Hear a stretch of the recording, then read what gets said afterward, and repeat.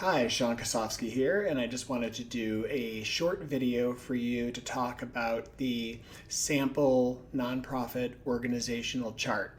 For many small nonprofits, you might not have an organizational chart or an org chart. It's basically a visual tool to help you, funders, and other stakeholders understand the structure, the division of labor across the organization.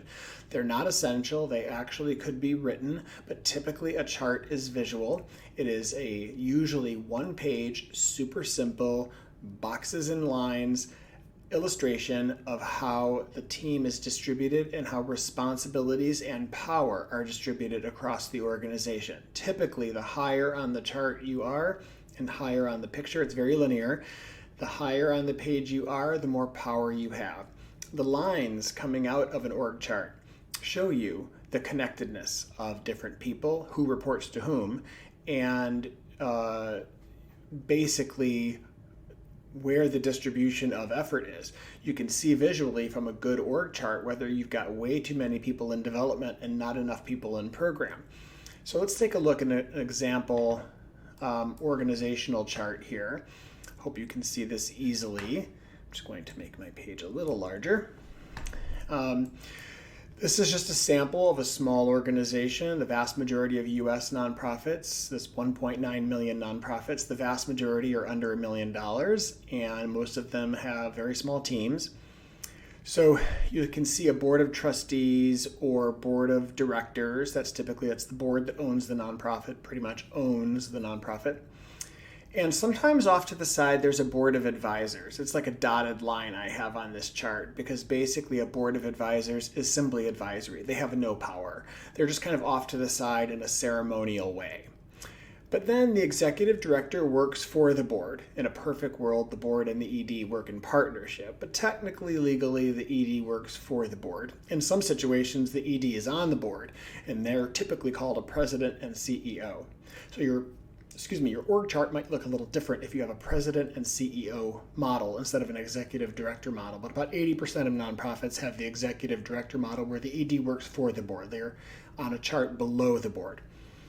And now in this chart, you can see a line coming off to the left and going down to the administrative assistant. This could be a 10-hour-a-week person or a full-time salary person, but the admin works right for the ED. Right? This is an assistant that is either for the whole team or the assistant is an executive assistant for the ED themselves.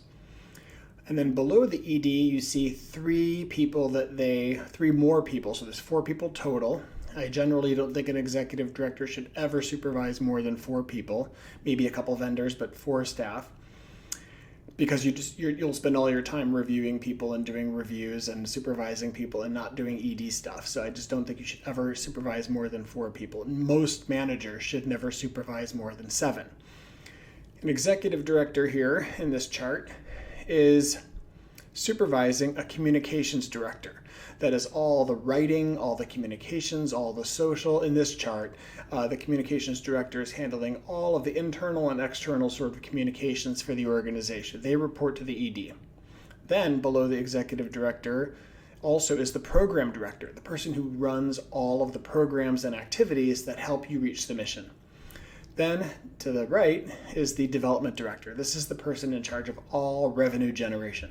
Now all 3 of those people hopefully should be working with each other. You can see there is a line connecting comms and program. So sometimes that might mean that they're coordinating with each other or their peers. The development director might be a little bit, not necessarily a silo, but a little bit off to the side, sort of like not interacting with those 2 in the same way.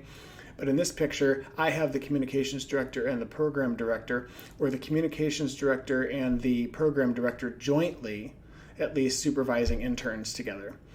The development director may or may not do that.